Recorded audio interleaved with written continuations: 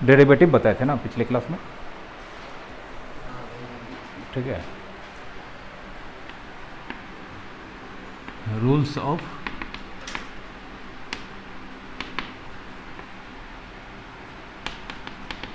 Differentiations का rules, शायद 11th में मैथ में पढ़े होंगे, ठीक ना। हाँ, छोटा छोटा रूल्स है, समझ लो। पहला है तुम्हारा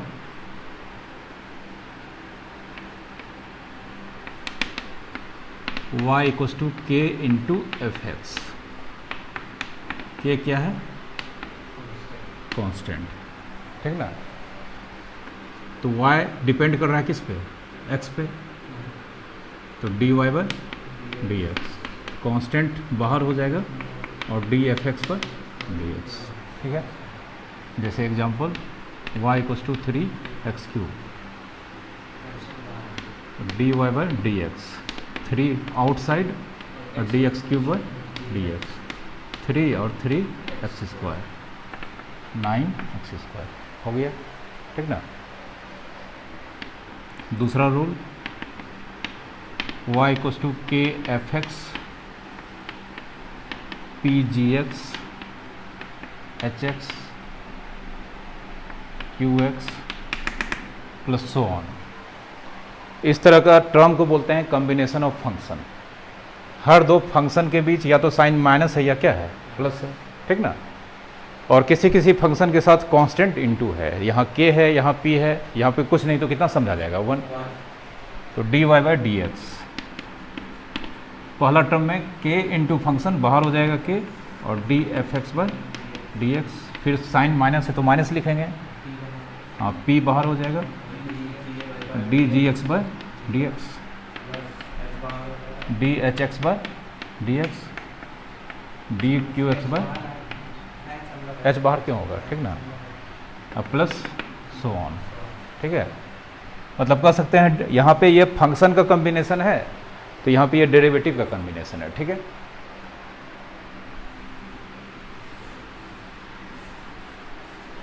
इसका एग्जांपल जैसे मान लो y equals to 3x square 5 log x plus 7 sin x plus 8, ठीक है। D Y by D x, 3 बाहर हो जाएगा, d x square by D x, 5 बाहर, d log x by D x, 7 d sine x by D x, d 8 by D x, 3x square का 2x, नहीं x square का power आगे आ जाता है और एक पावर कम हो जाता है, तो पावर कितना है 2 एक्स का पावर एक कम होगा तो 1 नहीं लिखते हैं। 5 log x का 1 बाय एक्स और कांस्टेंट का 0 होता है। 6x minus 5 by x 7 cos x, ठीक है, ठीक है। 11th में ये सब पढ़े होंगे, ठीक ना। लेकिन अभी भी हमको फिजिक्स बोलता है ये डेरिवेटिव नहीं है, क्या है, रेट है, चेंज ऑफ रेट किसका, y का, किसके रिस्पेक्ट में, कैसा रेट, एवरेज या इंस्टेंटेनियस, नहीं एवरेज में डेल्टा होता है, यहाँ डी है, ठीक ना। एवरेज में क्या होता है, डेल्टा होता है। ये रेट अभी का बता रहा है, एकदम लेटेस्ट, ठीक ना, विद एकदम 1 सेकेंड पे क्या है उसका बता रहा है। डेल्टा होगा तो एवरेज है, साल भर का रेट किस रेट से चेंज किया, 1 घंटा में क्या किया, वो डेल्टा बताएगा। और ये एकदम बताएगा एकदम इंस्टेंट अभी का, ठीक ना। हाँ, ये फंक्शन किस रेट से चेंज कर रहा है एक्स के रिस्पेक्ट में, कब, 2 साल पहले, 2 साल आगे का या अभी का, अभी का, ठीक ना। हाँ, तीसरा y equals to F X into ji X, तो D Y by D X, इसको प्रोडक्ट रूल बोलते हैं। फर्स्ट फंक्शन का derivative into second function plus next time second function का डेरिवेटिव इनटू एफ एक्स, ठीक ना, ठीक है।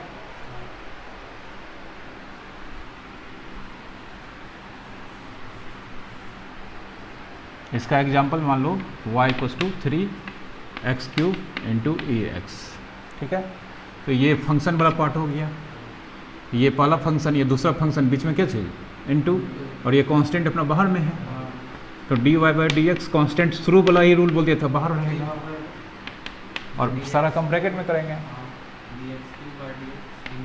D x cube by D x into e raise to x by D x into x cube का 3x square ई x का बताए हैं ई x होता है, ठीक है। अब इसमें जो कॉमन आएगा कॉमन ले सकते हो, ठीक ना, कोई दिक्कत।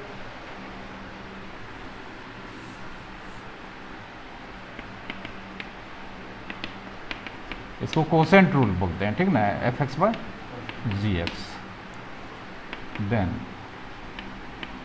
D Y by D x,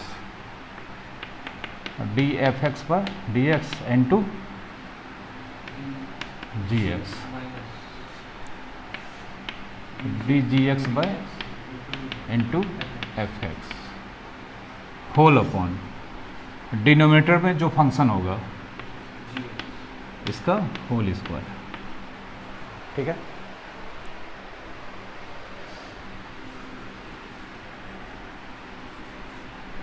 जैसे एक एग्जांपल देखो, y equals to sine x by cos x. हम जानते हैं sine x by cos x tan x होता है और टेन एक्स का डेरिवेटिव सेक स्क्वायर एक्स होता है, तो इसका भी डिवीजन रूल से निकालेंगे आंसर, सेक स्क्वायर एक्स आना चाहिए, आएगा ही। D Y by D x, D sine x by D x into cos X minus by D x into sine x by cos X का होल स्क्वायर। अब sine X का हो जाता है cos X into cos X का minus into sine x by cos square X, cos X into cos square X, अब plus minus minus plus sine X into sine X, अब bye ये 1 bye, वैसे भी टेन एक्स को represent कर रहा था, सेक स्क्वायर एक्स आना चाहिए था, आ गया, ठीक ना। ये बेसिक डेरिवेटिव था, ठीक ना।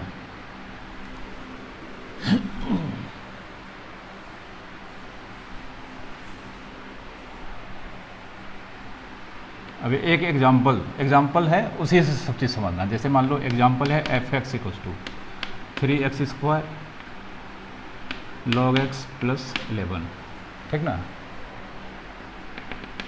फाइंड द रेट ऑफ, इसको हम y लिखते हैं, y equals to F X, find the rate of change of F X at x equals to 1।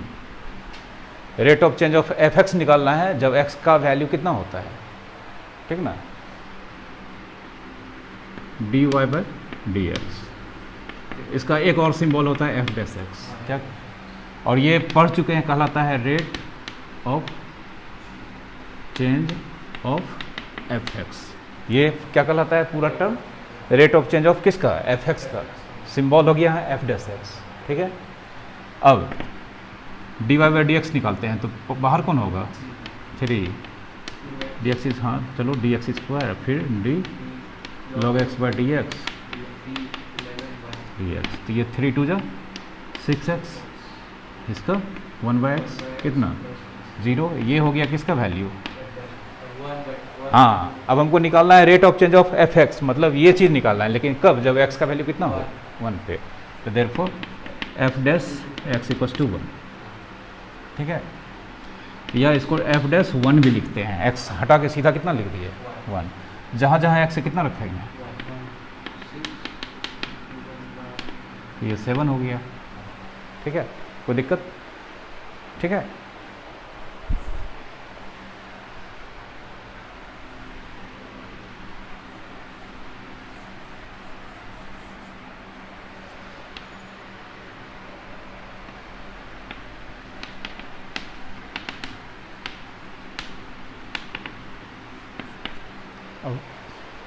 ज़्यादा जो यूज़ होता है डिफरेंशिएशन, थोड़ा कम यूज होता है।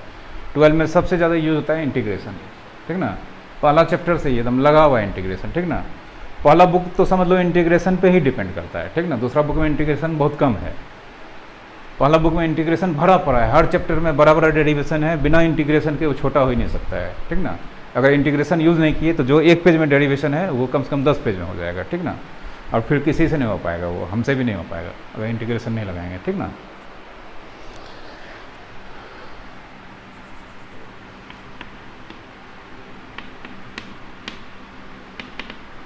इंटीग्रेशन का अगर एक लाइन में, एक वर्ड में मीनिंग समझें तो क्या चीज़ है? समेशन, मतलब सम, ठीक ना, सम ऑफ मैनी टर्म्स, ठीक ना।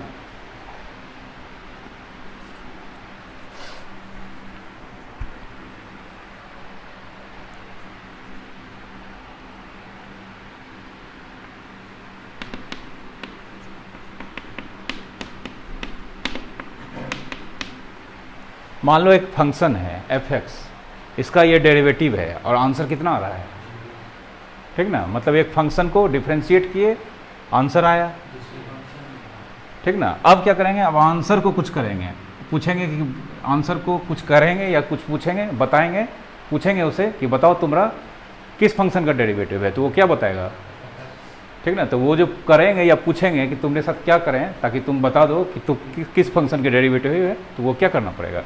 इंटीग्रेशन।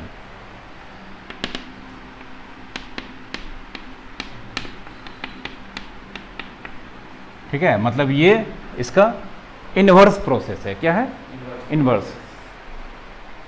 डिफरेंशिएशन मतलब जैसे साइन LHS RHS, हाँ, डिफरेंशिएशन का मतलब हो गया कि हम क्या करते हैं? ब्रेक करते हैं, इसमें जोड़ते हैं। क्या करते हैं? जोड़ते हैं। हाँ, समेशन करते हैं। इसमें क्या करते हैं? ब्रेक, डिफरेंस पैदा करते हैं, ठीक ना। होता है ना, घर में मतभेद हो गया तो मतभेद क्या, सब अलग अलग हो गया, ठीक ना, डिफरेंशिएट हो गया। फिर कोई आदमी आएगा दूसरे मतलब अपने ही कोई रिलेशन का कहेगा सब इंटीग्रेट हो जाओ, उसमें एकता में बल होता है। तो इंटीग्रेट होने का मतलब सब मिलजुल के रहो, ठीक है, इंटीग्रेशन करना होगा वहाँ पे, ठीक ना। कोई दिक्कत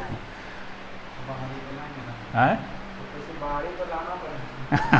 हमको बुला लेना, कर देंगे, ठीक ना।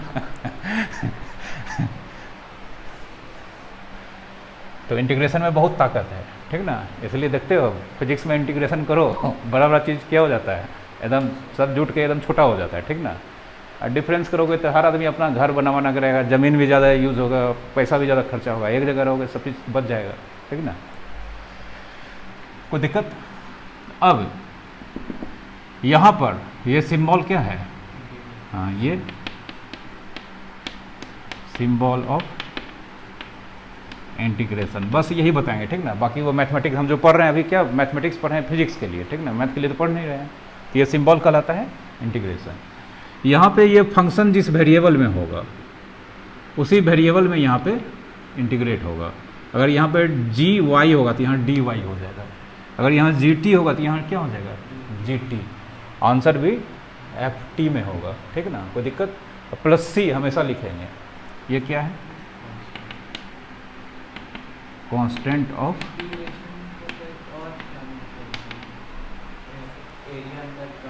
वो डेफिनिट होता है, ठीक ना, ये इनडेफिनिट है।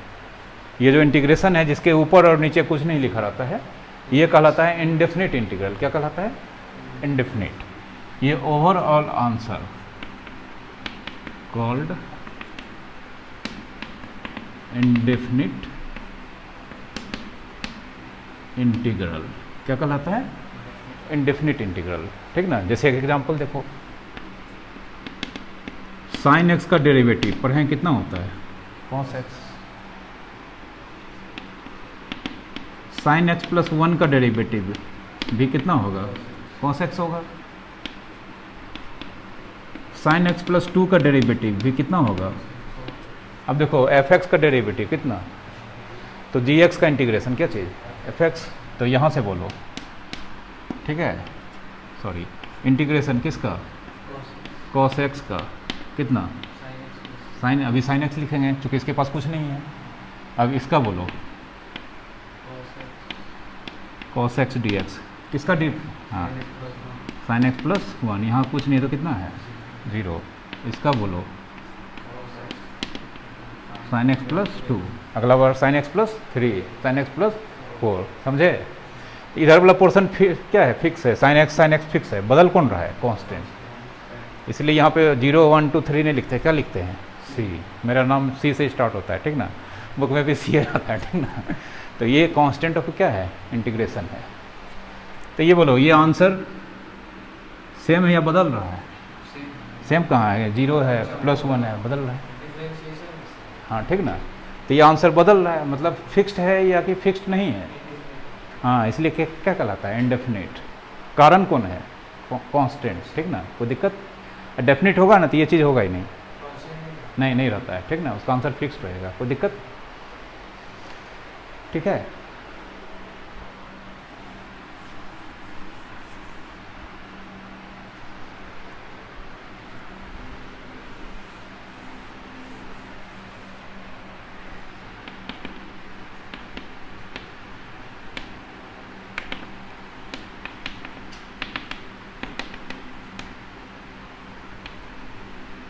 इम्पॉर्टेंट इंडेफिनिट इंटीग्रल्स याद रखना होगा, ठीक ना। क्योंकि ये अभी 11th में पढ़े नहीं होगे, 12 में अभी पढ़ोगे नहीं, क्योंकि ये बहुत हार्ड होता है, बहुत दिन के बाद ही पढ़ाया जाता है। पहले डिफ्रेंशिएशन जो पढ़ लेता है तभी पढ़ाया जाता है, ठीक ना। पहला है एक्सन का इंटीग्रेशन,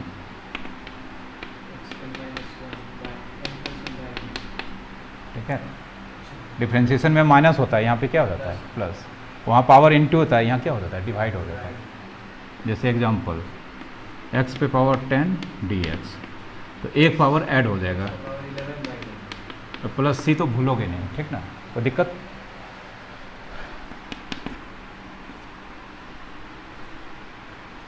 और ये फार्मूला x = -1 के लिए एप्लीकेबल नहीं है।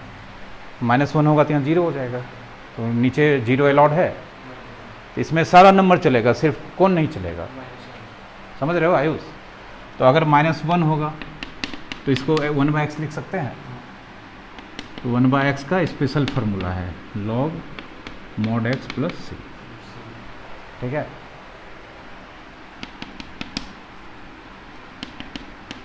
sin x,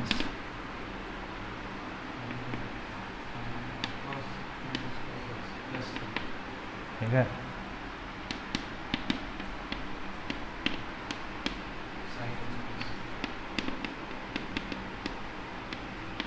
ठीक है,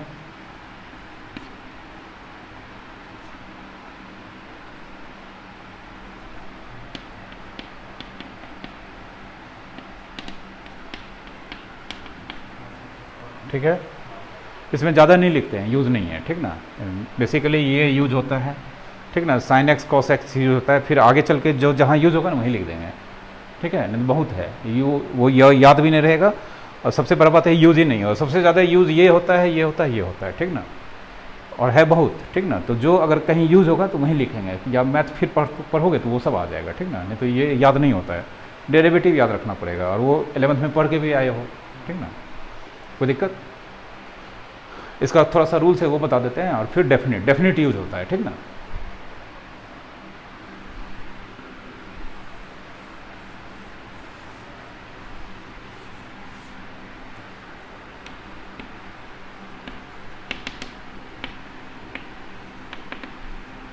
रूल्स ऑफ इंटीग्रेशन, पहला के fx dx, fx dx into क्या है, के।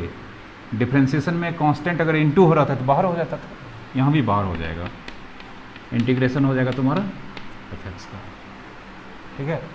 जैसे एग्जांपल देखो 10x9 dx, बाहर कौन होगा, 10x9, 10 बाहर हो जाएगा, 10x⁹ dx, 10x⁹ में 1 ऐड करेंगे बाय 10, कट गया, समझे, ठीक है। दूसरा रूल के fx - p gx + hx so on, combination of function है। जैसे डिफरेंशिएशन में रूल था ऐसे भी, हाँ, के बाहर इंटीग्रेशन fx dx माइनस बाहर कौन p gx dx, इसमें कुछ भी बाहर नहीं होगा, ठीक है, कोई दिक्कत। एक चीज़ याद रखना, बहुत यूज होता है, सिर्फ dx रहेगा, एक्स प्लस सी। ठीक है, इंटीग्रेशन का साइन सिर्फ डी एक्स रहेगा तो एक्स प्लस सी, डी टी रहेगा तो टी प्लस सी। ठीक है, इसमें डिवीजन, प्रोडक्ट रूल ये सब नहीं होता है। ठीक ना, तो ये सब जो इंटीग्रेशन था ये डेफिनेट है या इनडेफिनेट है? इनडेफिनेट है। ठीक ना,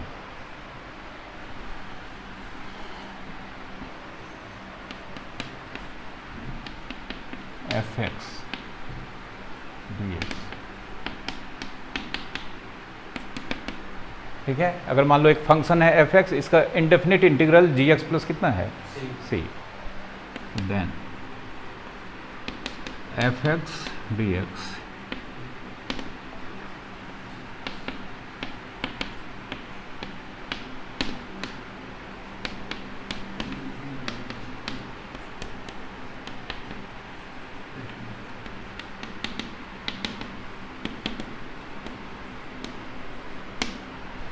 लेकिन यही फंक्शन में अगर ऊपर और नीचे दो नंबर दिख गया तो इसका आंसर भी उसी तरह से निकलेगा। जी एक्स प्लस सी में सिर्फ जी एक्स को यूज़ करेंगे। ठीक ना, मतलब इसका जो आंसर आएगा उसमें कांस्टेंट वाले टर्म को छोड़ देना है, जो फंक्शन वाला आंसर आएगा वो लिखना है ब्रैकेट में।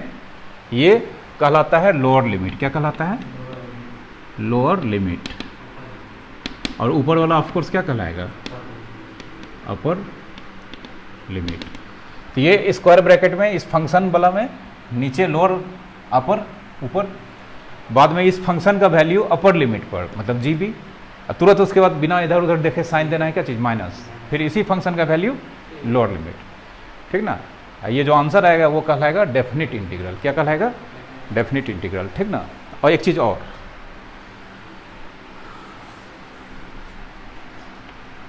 Also it represents area. ठीक ना, इनक्लोज्ड बाय, ये रिप्रेजेंट करता है एक चीज़ और, किसको? एरिया को। तो हाँ, तो एरिया जो बनता है वो क्लोज्ड फिगर का बनता है, तो यहाँ लिखे हैं इनक्लोज्ड बाय। तो वो जो क्लोज्ड फिगर बनेगा उसको कौन कौन बनाएगा? ठीक ना, वो देखो, एरिया इनक्लोज्ड बाय, सबसे पहले ये function y equals to F X, फिर ये दोनों x का वैल्यू है। किसका वैल्यू है? द लाइन, एक x इक्वल्स टू कितना? a, फिर एक x equals to b, and यहाँ पे देखना है dx है x एक्सिस। ठीक ना, मतलब ये एक एरिया को रिप्रेजेंट करेगा जो एक क्लोज्ड फिगर बनाएगा, और उस फिगर को बनाने में कौन कौन पार्टिसिपेट करेगा? थोड़ा सा पोर्शन कर्व का, x इक्वल्स टू लाइन का, x equals to b line का, और कौन सा एक्सिस? x axis. ठीक ना, हाँ y एक्सिस। ठीक ना, एकदम तुरंत 2 मिनट में दिखा देते हैं। ठीक ना, ताकि फिल हो जाए बाद में। ठीक ना, ये सब चीज़ फिल होना चाहिए। मिटा इसको। Example, let y equals to F x equals to 4। y equals to F X कितना मान लिए? 4। देखो यहाँ पे y equals to F x equals to 11th में कोऑर्डिनेट पढ़े होंगे, y इक्वल्स टू a। हाँ, ये लाइन किसको रिप्रेजेंट करता है? Line parallel to which axis? हाँ, x एक्सिस। ये लाइन को रिप्रेजेंट करता है जो ऑलवेज पैरेलल होगा x एक्सिस के, एंड पासेस थ्रू नहीं 0, a। कहाँ से पास करेगा? 0, a। ठीक ना, और अगर ये x इक्वल्स टू a हो गया तब ये line parallel to y axis, passes through always a, 0। ठीक है, चलो अभी मेरे पास ये y इक्वल्स टू 4, मतलब लाइन है पैरेलल टू x एक्सिस, पास करेगा 0, 4 से। ठीक ना, इसका ग्राफ बना सकते हैं। अब देखो, हम यहाँ पे रिप्रेजेंट करते हैं एफ एक्स डी एक्स 2, 5। ठीक है, इसका वैल्यू निकालेंगे, पहले वैल्यू निकाल लेते हैं, बाद में पता कर लेंगे ये किसको रिप्रेजेंट कर रहा है? एरिया को। तो एफ एक्स को हटा के कितना लिखेंगे बोलो? 4, 2, 3, 4 डी एक्स। ठीक है, 4 डी एक्स इंटीग्रेशन कर लेते हैं वहाँ, सॉरी 5, ठीक है। अब ये लिमिट हटा के पहले इसका इंटीग्रेशन रफ में कर लेते हैं। 4dx बाहर कौन हो जाएगा, 4dx। 4dx का बताए थे x लिखते हैं, इसमें c यूज़ नहीं करते हैं। तो कहने का मतलब 4dx का आंसर कितना होगा, 4x ब्रैकेट बंद, नहीं 2 और 5। तो पहले क्या पुट करेंगे, 5, 4 इंटू 5 माइनस 4 इंटू 20 माइनस 8 12, ठीक है। अब देखो ग्राफ बनाते हैं।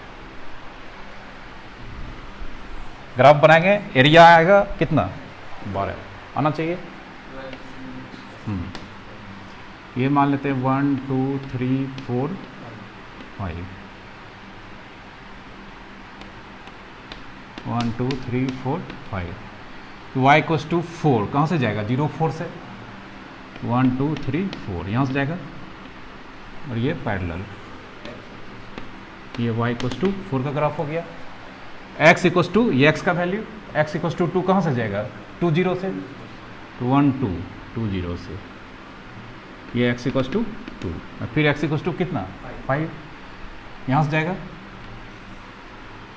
x इक्वल्स टू 5, कोई दिक्कत।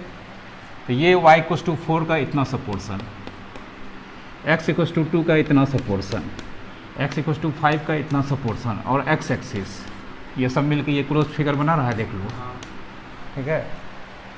यहाँ से यहाँ तक कितना है बोलो, 5, यहाँ से यहाँ तक कितना है, 2, तो यहाँ से यहाँ तक कितना हो गया, 3, और ये कितना है, ये कितना है, 4, ये कितना, ये रेक्टेंगल हुआ, एरिया कितना, 12 आ गया, प्रूव हो गया, समझे। इंटीग्रेशन का मतलब समझना क्या होता है, एरिया होता है, कोई दिक्कत, ठीक है। कौन सा इंटीग्रेशन का मतलब एरिया होता है, डेफिनेट या इनडेफिनेट, हाँ डेफिनेट का पहचान क्या है, लिमिट लगा रहता है, क्या लगा रहता है, ठीक है।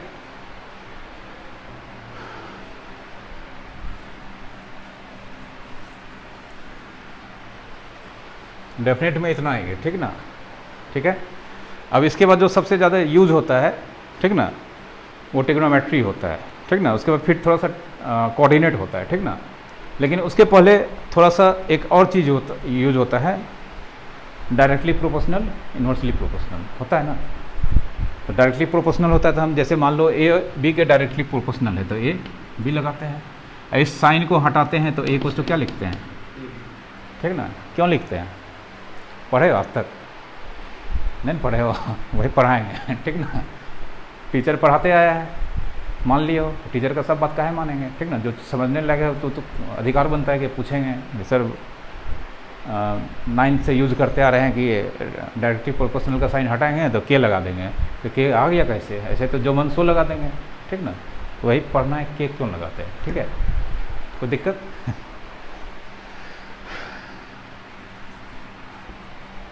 सब जानना चाहिए, ठीक ना।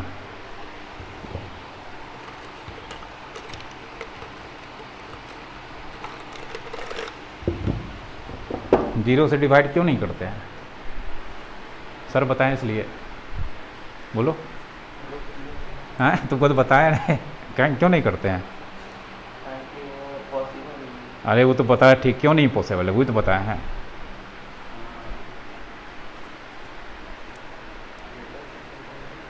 सब बताएं तुमको, तुम खाली भूलते हो, ठीक ना, गड़बड़ है। हर चीज़ का आंसर है, जीरो से डिवाइड क्यों नहीं करते, हम बता देंगे तो मान लोगे तुम। मैथमेटिक्स ने बताया हमको, तो हम भी तुमको बताएंगे तब ना पता चलेगा। तो ये सब पता होना चाहिए कि जीरो से डिवाइड क्यों नहीं करते हैं।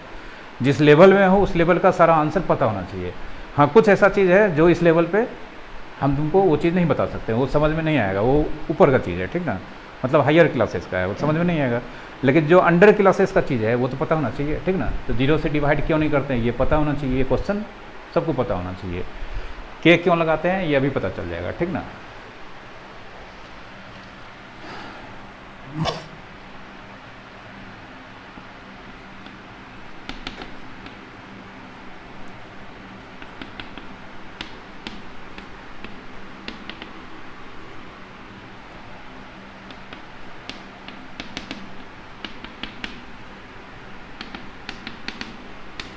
डायरेक्टली प्रोपोर्शनल को डायरेक्ट वेरिएशन भी बोलते हैं, ठीक ना।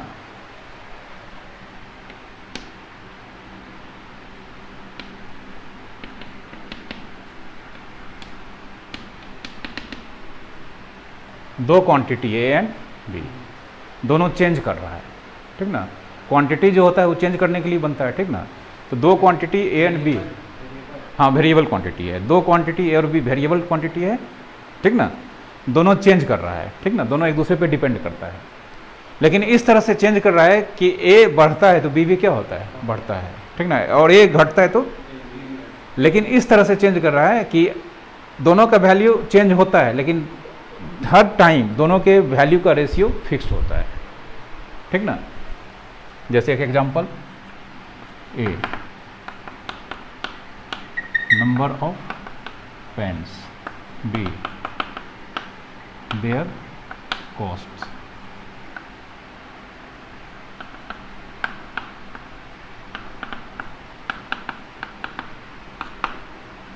ए रिप्रेजेंट करता है number of pens, B their cost. एक पेन का प्राइस कितना है, 10।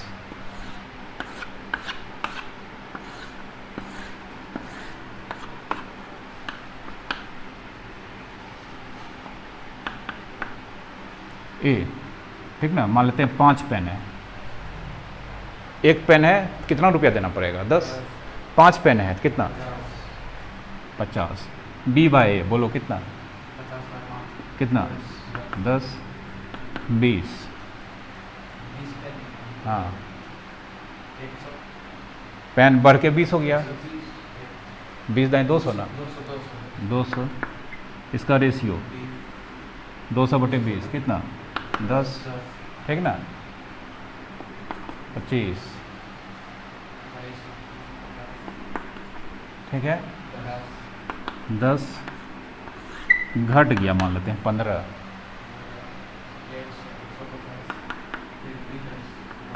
कोई दिक्कत, समझ गए। हाँ तो एक क्वांटिटी बढ़ रहा है, दूसरा भी बढ़ रहा है, घट रहा है दूसरा भी, लेकिन हर कंडीशन में दोनों का रेशियो फिक्स्ड है, ठीक ना। तो ऐसा अगर दो क्वांटिटी के बीच रिलेशन है तो एक दूसरे के किसमें कहलाता है, डायरेक्ट वेरिएशन या डायरेक्टली प्रोपोर्शनल, समझ गए, ठीक है। अब यहाँ पे ए डायरेक्टली प्रोपोर्शनल टू, यहाँ पे लिखेंगे ए इज डायरेक्टली प्रोपोर्शनल या A is in directive variation with B. तो देयरफॉर ए इक्वल्स टू क्या लगाएंगे, के वी। ये पढ़ता आ रहे हैं, लेकिन इस एग्जांपल में देखो, अब ये तो लिख देंगे, अब यहाँ पे बोलो ये बी इंटू ए, इधर आके क्या हो जाएगा, A by B equals to कितना, sorry K, and B by A equals to कितना, बाय के, लिख सकते हैं। इस एग्जांपल में बोलो बी बाय ए दिख रहा है कितना है,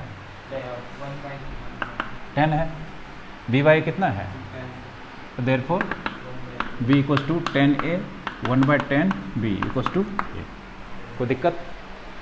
तो यहाँ पे ये के है, कंपेयर करो, ये के इस एग्जांपल के लिए कितना है, तो ये लिखते हैं, ये चीज़ होता है, और ये हटाने के लिए क्या यूज़ करते हैं, के। इस एग्जांपल में वो के को, हाँ इस एग्जांपल में वो के का वैल्यू कितना है, समझ गए, इसलिए ये सिंबल हटाने के लिए क्या यूज़ करते हैं, के। कोई दिक्कत, समझ गए। और ये भी बताया गया होगा स्कूल में कि अगर एक क्वांटिटी दूसरे के साथ किस तरह से हो, तो दोनों का ग्राफ स्ट्रेट लाइन होता है, क्या होता है, स्ट्रेट लाइन होता है, देख लो। जब सब चीज़ जान रहे हो तो बहुत चीज़ सीखोगे यहाँ पे। ग्राफ बनाने के लिए दो एक्सिस चाहिए। हॉरिजॉन्टल एक्सिस पे कौन सा क्वांटिटी को रखते हैं, जो इंडिपेंडेंट होता है, ठीक ना। दो क्वांटिटी में से जो इंडिपेंडेंट होता है उसको हमेशा हॉरिजॉन्टल एक्सिस पे रखते हैं, जो डिपेंड करता है उसको वर्टिकल पे। तो नंबर ऑफ पेन और कॉस्ट में डिपेंड कौन करता है, कॉस्ट। जितना पेन खरीदेंगे तब पता चलेगा। तो नंबर ऑफ पेन्स को किस पे रखेंगे, ये बी अपने आप चला जाएगा, ठीक ना। तो लो 10 20 30 40 50, ये 10 20 30 40 50। 10 पेन का दाम 100 रुपया, 20 का 200, 30 का 300, 40 का 400, 10 10 100 यहाँ आएगा, 20 200 यहाँ आएगा, 30 300 यहाँ आएगा। स्ट्रेट लाइन है, कोई दिक्कत, समझ गए? एक क्वांटिटी दूसरे के साथ किस तरह से होगा? तो ए वर्सेस बी ग्राफ कैसा होगा? Straight line. कोई दिक्कत नहीं, कोई ज़रूरी नहीं ओरिजिन से पास हो, ठीक ना? समझ गए? इसका स्लोप जानते होगे, 11th में पढ़े होगे कोऑर्डिनेट में, tan थीटा। चलो ये थीटा क्या है? जो हॉरिजॉन्टल एंगल के साथ, हॉरिजॉन्टल एक्सिस के साथ जो एंगल बनाता है ये, इसका स्लोप, ठीक ना, रेट को रिप्रेजेंट करता है। किसको रिप्रेजेंट करता है? रेट को, ठीक ना? हाँ, रेट ऑफ चेंज को रिप्रेजेंट करता है, ठीक ना? तो स्लोप बाद में पढ़ाएंगे, कोई दिक्कत? डायरेक्ट वेरिएशन समझ में आ गया? अब इन्वर्स वेरिएशन।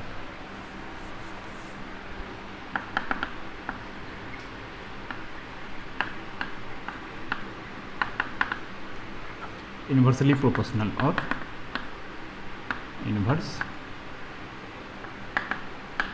वेरिएशन। अब उल्टा होगा, एक घटेगा दूसरा क्या होगा? बढ़ेगा, ठीक ना? एक घटेगा तो दूसरा बढ़ेगा। लेकिन मैथमेटिक्स में थोड़ा सा इसको, फिजिक्स में तो यही बोला जाता है कि एक घटेगा दूसरा क्या होगा? बढ़ेगा। लेकिन मैथमेटिक्स में इसमें कहा जाता है कि एक घटेगा दूसरा बढ़ेगा, लेकिन इस तरह से कि दोनों का प्रोडक्ट का वैल्यू ऑलवेज सेम होगा, ठीक ना? कोई दिक्कत? यहाँ बी बाई ए निकाले हैं ना, वहाँ पे ए इंटू बी फिक्स रहेगा, ठीक ना? समझा देते हैं।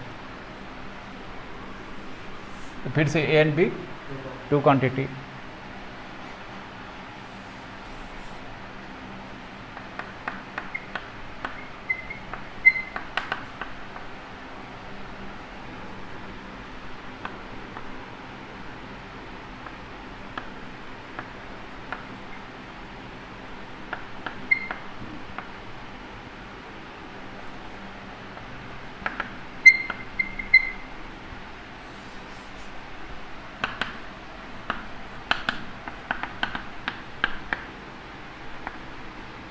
मान लेते हैं टोटल टॉफ़ी कितना है?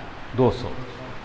ए रिप्रेजेंट करता है नंबर ऑफ टॉफ़ीज़ को, ठीक ना? और बी जब टॉफ़ी को इक्वली डिस्ट्रीब्यूट किया जाता है बच्चे में, ठीक ना, तो ईच का शेयर कितना होगा उसको रिप्रेजेंट करता है, ठीक है?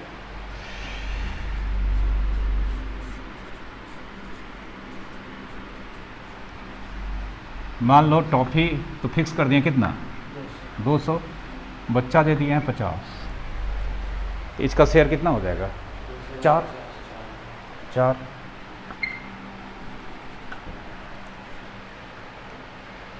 एक minute.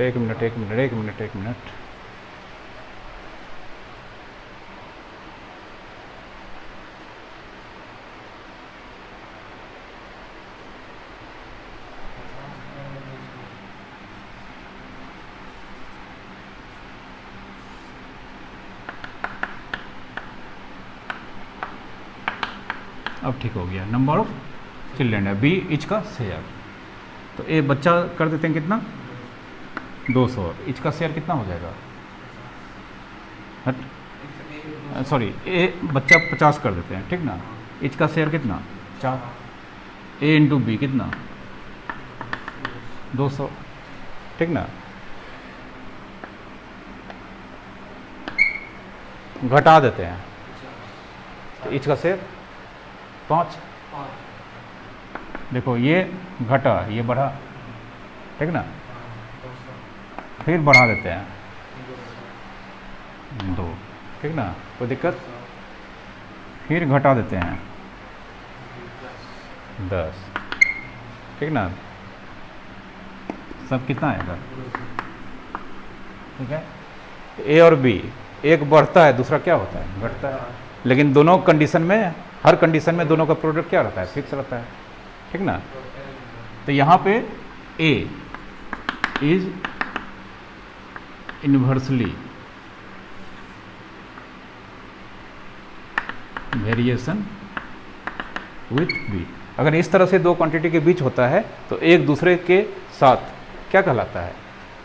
Is in inversely variation या इज इन इन्वर्सली प्रोपोर्शनल, ठीक ना? और उस कंडीशन में लिखते हैं ए, किसी एक को नीचे कर देते हैं, दूसरे को ऊपर रखते हैं। और ये सिंबल हटाएंगे, क्या लिखेंगे बोलो? ए इक्वल्स टू के इंटू 1/b, ठीक ना? अब इस एग्जाम्पल में देखो, ए इंटू बी कितना है? 200 है ना, तो A इक्वल्स टू 200 बटे बी, A इक्वल्स टू 200 गुना 1 बटे बी। कंपेयर करो के का वैल्यू यहाँ पे कितना है। कुछ और एग्जांपल देंगे के बदल जाएगा, नहीं कुछ और एग्जांपल देंगे दूसरे तरह का के बदल जाएगा, ठीक ना। लेकिन ए और बी तो ऐसे ही रहेगा, ए ऊपर रहेगा बी कहाँ रहेगा, 1 के नीचे, ये बदलेगा। इसलिए ये साइन हटाते हैं, क्या लगाते हैं के। अब आया इसका मतलब समझ में कि क्यों लगाते हैं, ठीक ना। हमेशा एक के कांस्टेंट छुपा हुआ रहता है, ठीक है। कोई दिक्कत, इसका ग्राफ स्ट्रेट लाइन बनेगा, स्ट्रेट लाइन तो कभी नहीं बनेगा, स्ट्रेट लाइन में तो डायरेक्ट हो जाएगा, नहीं स्ट्रेट लाइन ए और बी के बीच बनेगा तो कौन, हाँ ए बढ़ेगा तो बी भी बढ़ेगा। हाँ, स्ट्रेट लाइन में क्या होता है कि एक बढ़ता है दूसरा बढ़ता है, ग्राफ स्ट्रेट लाइन होता है। तो स्ट्रेट लाइन बनेगा तो डायरेक्ट वेरिएशन में हो जाएगा। तो यहाँ पे क्या होगा, एक वैल्यू बढ़ेगा दूसरे का घटेगा। इसका ग्राफ देखो, देखो यहाँ कर्व बनेगा, स्ट्रेट लाइन कभी नहीं बनेगा। तो अगर मान लेते हैं ए बी, तो एक को बढ़ाएंगे दूसरा क्या होगा, घटेगा।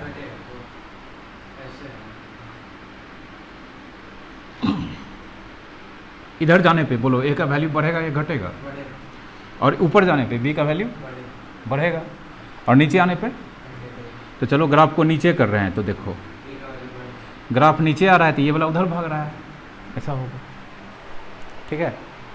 स्ट्रेट भी नहीं है, इसमें कभी-कभी मतलब घटते हुए बढ़ेगा। इधर से जाएंगे तो ये घटेगा ना, ये ऊपर जा रहा है तो हो तो गया, ऊपर जा रहा है तो ये बढ़ रहा है, ये घट रहा है, ये बढ़ेगा अपने।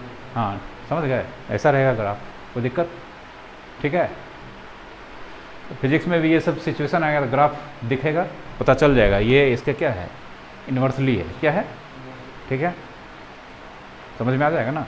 ग्राफ का क्वेश्चन बहुत सारा रहता है, ठीक है।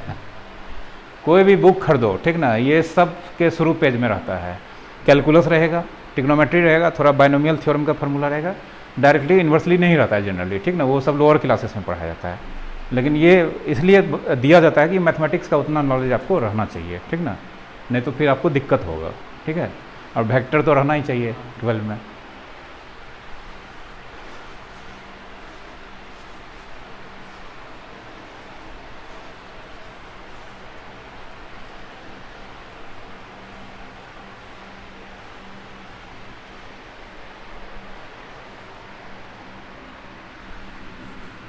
क्वाड्रेटिक इक्वेशन का सब प्रॉपर्टी पता है, ठीक ना, उसका रूट्स अल्फा बीटा होता है, अल्फा प्लस बीटा का फार्मूला क्या होता है, अल्फा इंटू बीटा, ठीक है। डिस्क्रिमिनेंट का, ठीक है, और B square minus 4ac less than 0 होगा तो रूट्स कैसा होगा, नहीं इमेजिनरी होगा, लेस देन 0, ठीक ना, तो रूट निकलेगा नहीं, इमेजिनरी आयोटा हो जाएगा, ठीक ना।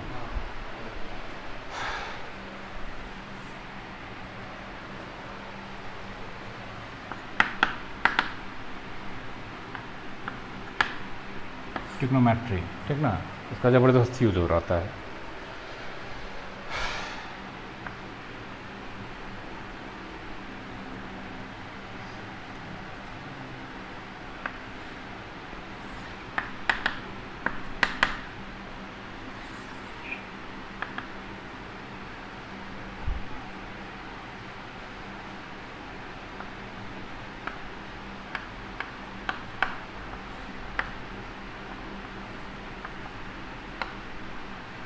ट्रिग्नोमेट्री में एंगल जो बनता है उसके लिए कुछ कन्वेंशन है, ठीक ना। तो उसमें होता क्या है कि एक आर्म मतलब दो रे के दो को इनिशियल रे रहेगा, क्या रहेगा, दो को इनिशियल रे रहेगा, उसका इनिशियल पॉइंट हमेशा ओरिजिन पे रखा जाता है। कहाँ पे रखा जाता है, इसको वर्टेक्स बोलते हैं एंगल का, ठीक ना।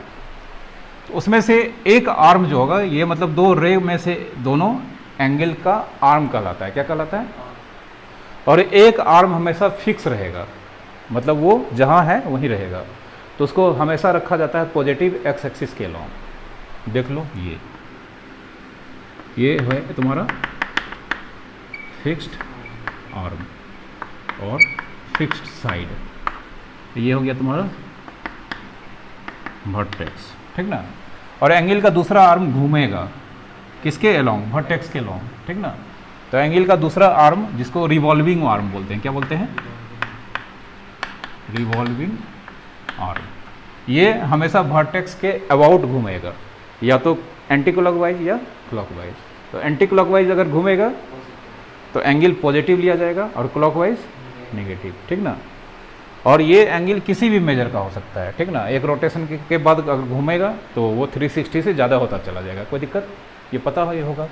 तो यहाँ पे जो एंगल फॉर्म हो रहा है इसका नाम क्या है, थीटा, ठीक ना, कोई दिक्कत, थीटा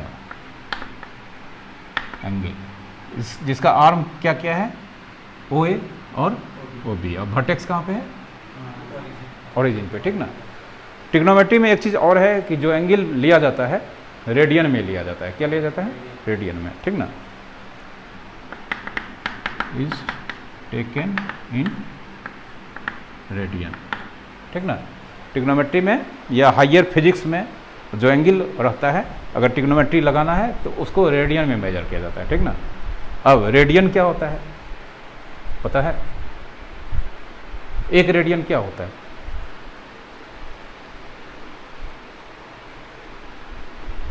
कोई भी सर्कल है, कोई भी मान लो ये सर्किल है, इसका कुछ ना कुछ रेडियस होगा, सबसे पहले सेंटर होगा, ये इसका मान लो रेडियस है, हाँ बता रहे हैं, किसी भी सर्कल में, किसी भी छोटा बड़ा किसी भी सर्कल में एक आर्क जिसका लेंथ उसके रेडियस के इक्वल हो, तो ये आर्क, इसका भी मान लेते हैं वैल्यू कितना है आर। तो इस आर का दोनों एंड को अगर हम सेंटर से मिलाते हैं तो जो एंगल बनता है वही कहलाता है 1 रेडियन। किसी भी सर्कल में एक आर्क जिसका लेंथ उसके रेडियस के इक्वल है, वो सेंटर पे जो एंगल फॉर्म करता है that is equals to 1 radian. कोई दिक्कत, ठीक ना, समझ गए। तो 1 रेडियन ये एंगल हो गया, ठीक ना।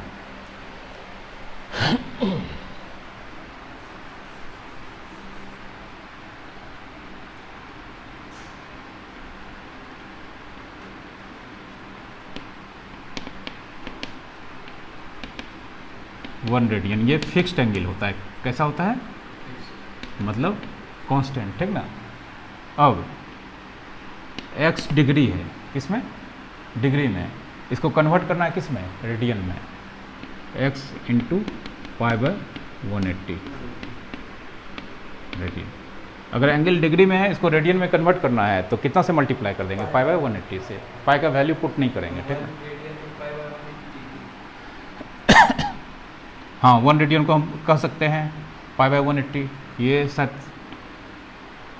47 डिग्री 57 मिनट और 12 सेकेंड इतना होता है शायद, ठीक ना। ज़रूरत नहीं है, सिर्फ याद रखना है कैसा होता है, फिक्स्ड एंगल है, ठीक ना। और अगर x रेडियन और डिग्री में कन्वर्ट करना है तो x इंटू पाई डिग्री, ठीक है। कोई दिक्कत,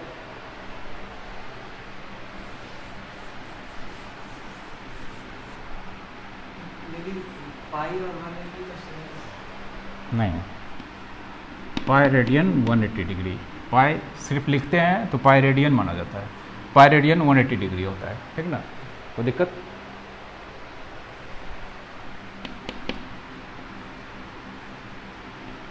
ये थीटा सी, थीटा रेडियन है, और ये आर्क का लेंथ मान लेते हैं कितना है, L, ठीक ना। मतलब एक सर्कल है जिसका सेंटर पे एक आर्क जिसका लेंथ कितना है, L, कितना रेडियन बना रहा है, हाँ, length of arc equals to L, ठीक ना। Made angle at centre of circle equals to theta, किस में, रेडियन में, और रेडियस कितना, r, then theta equals to L/r radian. बहुत ज़्यादा यूज होता है, ठीक ना। 11th में भी सर्कुलर मोशन में यूज होता था, इसमें रोटेशनल में यूज होता था, यहाँ भी यूज होगा, ठीक ना। कोई दिक्कत, theta equals to L/r radian, याद रहेगा।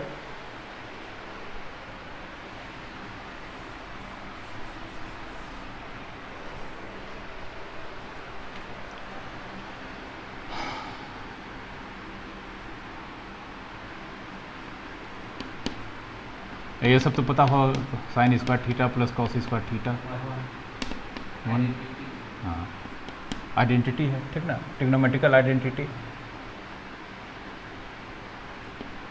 सेक स्क्वायर थीटा माइनस,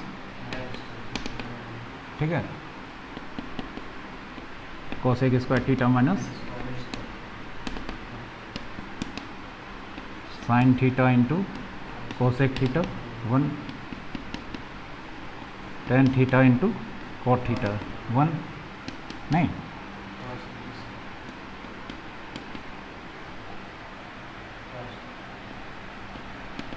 ठीक है, ये सब पता होगा ही।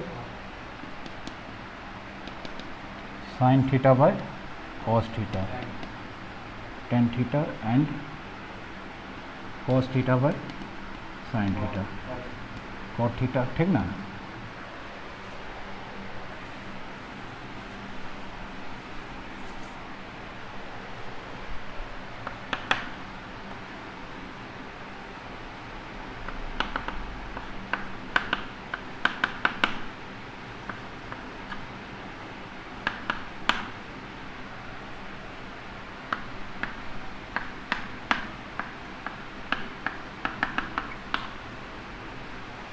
ठीक है, और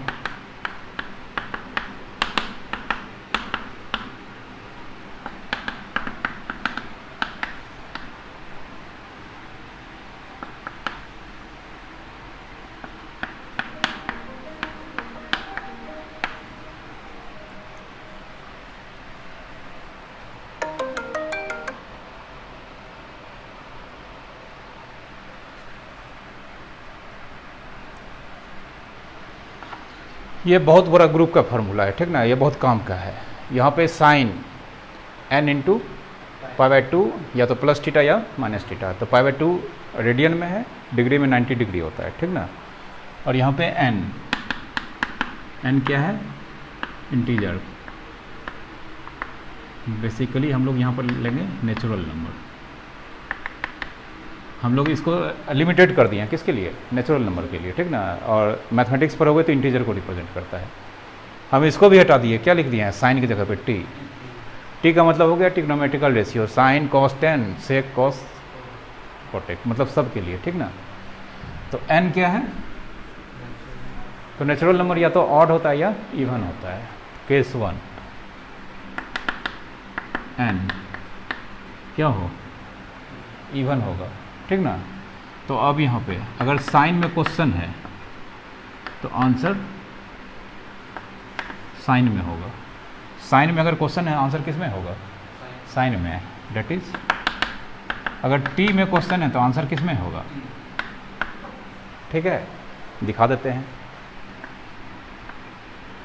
sign 2 into 180 degree plus theta, ठीक है।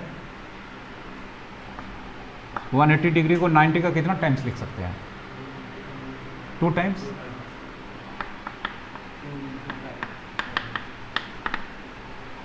तो यहाँ बोलो n इवन है, साइन में क्वेश्चन है, आंसर किस में होगा, तुरंत साइन थीटा लिख देंगे, ठीक है।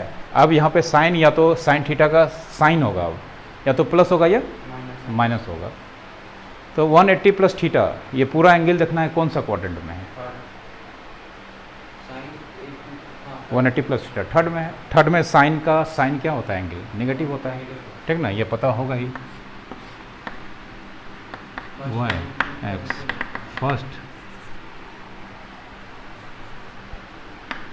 Second third fourth all positive, sine and cosec positive, इसमें टेन एंड कॉट पॉजिटिव, इसमें cos and sec positive.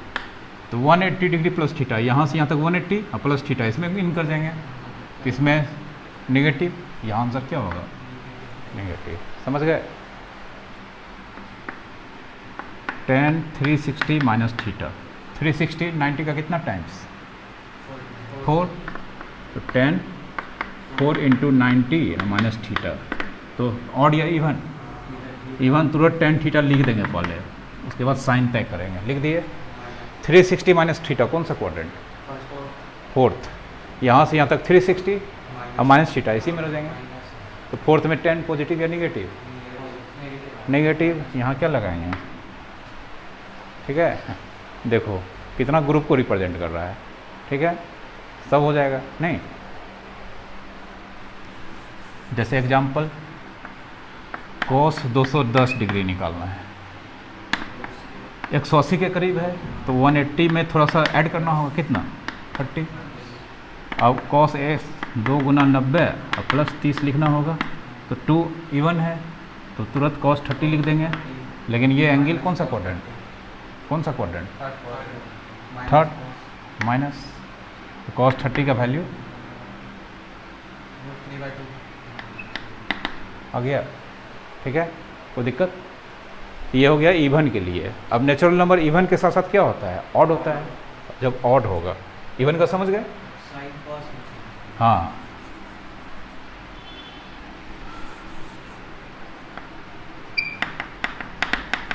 If N क्या चीज़? Odd. Sine cos, sine cos, cos रहेगा तो साइन 10 कॉट कॉट 10। समझ गए? डबल एरो है, ठीक ना। जैसे एग्जांपल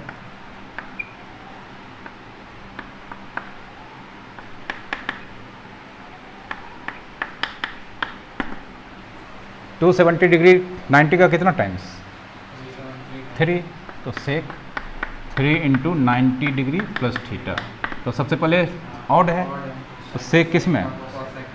कॉसेक थीटा तुरंत लिख देंगे। अब 270 प्लस थीटा कौन सा क्वाड्रेंट? 90 90 90 प्लस फोर्थ में सेक क्या होता है? पॉजिटिव। इसका आंसर प्लस ही रहेगा। समझ गए?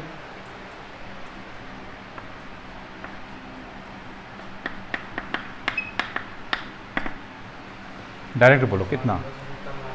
साइन थीटा या कॉस थीटा? हाँ, चूँकि 3 है तो पहले कॉस थीटा तुरंत लिख देंगे। अब यहाँ प्लस या माइनस? सोच समझ के बताओ। कौन सा क्वाड्रेंट है? थर्ड है। 270 यहाँ तक आएंगे, माइनस है तो इसी में जाएंगे। ठीक है, याद रहेगा ना? ठीक है, नहीं तो ये बहुत बड़ा ग्रुप है, बहुत ज़्यादा यूज होता है। ठीक ना, तो फिर उतना याद करने से कोई फ़ायदा नहीं है। ऑड इवन याद रखो। ठीक है,